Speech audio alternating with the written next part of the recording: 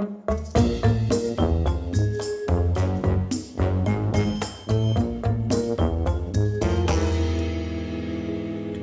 everybody, Garcia here, and today I'm going to be briefly comparing the first printing of Carpe Diem, the first edition if you would, this game right here, fantastic game from Stefan Feld, with the second printing of the game, Carpe Diem. They've made some graphical changes to it, they did some rules updates, things like that. And so that's the main difference between these two. I'll tell you a little later how to tell these apart because it's not readily apparent from the boxes. But also, I'm going to throw in a little treat. I got this really cool edition of Carpe Diem over here from a company called Broadway Games out of Hong Kong, if I'm not mistaken. And this is their own printing of Carpe Diem, again, with a couple of different component usages and some graphical changes. So I'm not going to cover every little difference between these. There's some things I'm not going to spend time going over, but let's go ahead and dive in. I'll tell you some of the differences between them, and hopefully it'll inform you as to which one of these might be the one you want to get your hands on. We're going to start off with the boards for the games. Here we have first printing, second printing of the game, and this is the Broadway edition. And there are only really a couple of main differences. One of them being that the Broadway edition has a different linen finish than the other two. It's that thicker finish, a little shinier, a little thicker. Usually we sort of call it the Chinese linen finish, whereas these two still have linen finish, but it's a lot finer and you'd have to look much more closely to see it. And then the main mechanical change in the board is that the first printing, as you can see here, has these lines in the central space, which means when you are playing, if your worker is there, for you to take a tile from one of these locations, you would move across these lines. So you could go there from here, or you could go there from here. And then if that space is empty, then I could go to it, and then bounce from there to this one and take something there, right? The other ones, the other two, the newer printings, are going to have no lines at all. And on your turn, what you do instead is if you want to move, you are going to move one way down the circle or another. So if I move to this spot and it's empty, I keep on moving until I find something that isn't empty, and I take from there. I can go either direction around the circle. Mechanically, pretty much the same thing, but it removes the lines so you don't have to puzzle out that for you to get here, you have to go there, which is empty, there, which is empty, and then to there. You could just, assuming this is empty, go to there. So that's the main difference on the boards themselves.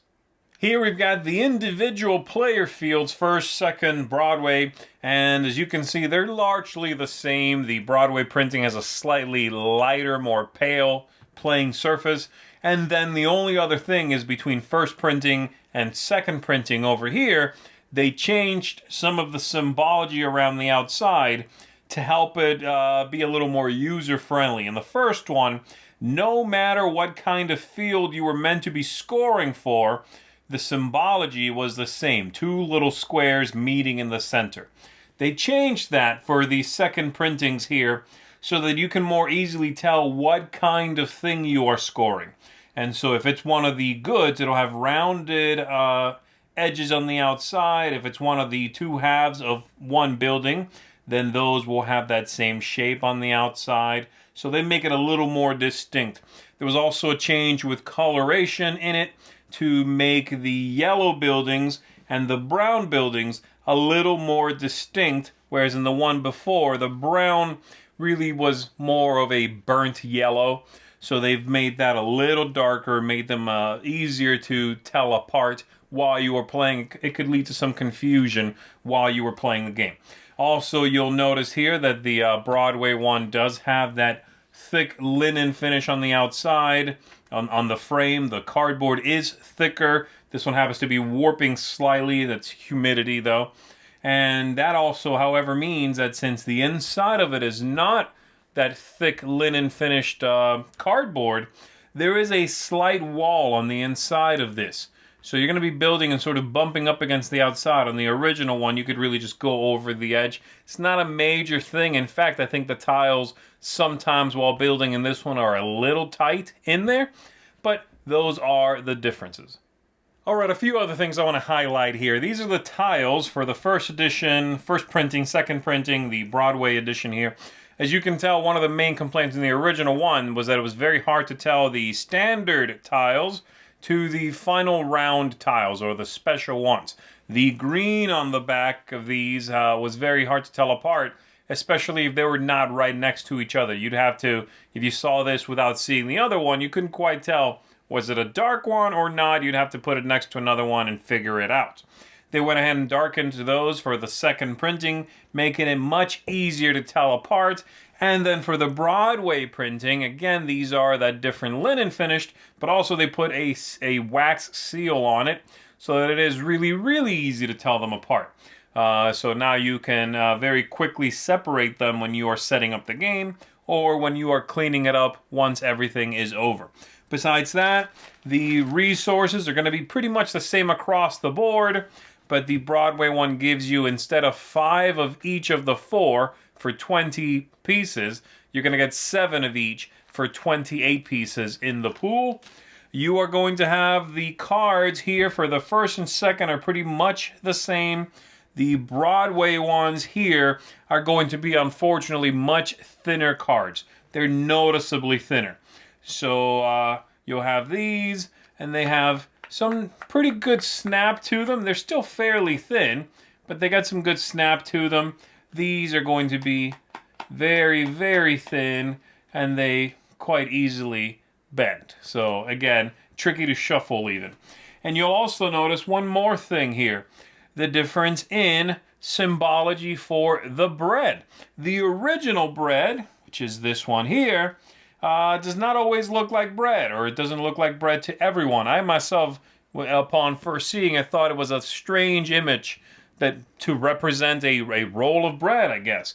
So the Broadway edition has a new symbol it uses for bread that's a lot more appealing, in my opinion. I like it much more, and it is discernibly bread, or a roll of some kind. So there you go. That's some more differences as well. So hopefully that'll help you tell the differences apart, show you some of the progressions of the games as they've been printed. And I do like what they've done with the second printings here. The later printings, I think, are much more user-friendly.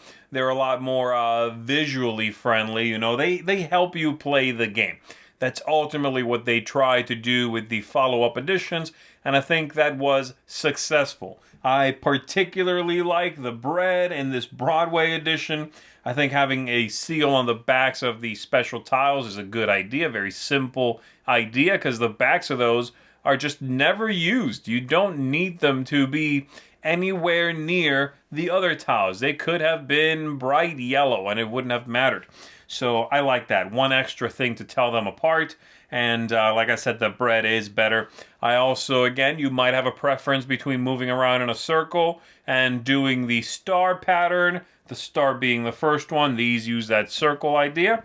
And that's really up to you. I find the circle a little bit easier to see on the board. It's easier to teach, easier to implement, in my opinion. So there you go. That's it for Carpe Diem. Original printing, second printing, this Broadway printing over here.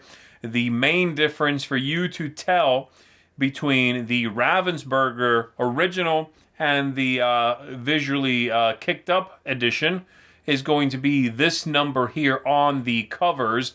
And that's it. The barcodes are going to be the same. The covers are going to look the same.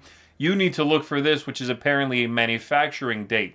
I'm not even sure what the numbers represent, but those are the differences. So there you go. That's it, everybody. Thanks for checking this out. I'm Z Garcia. I'll see you on the next one. Thanks so much for watching the Dice Tower videos. Find more great videos and reviews, as well as our top-rated audio podcast at Dicetower.com.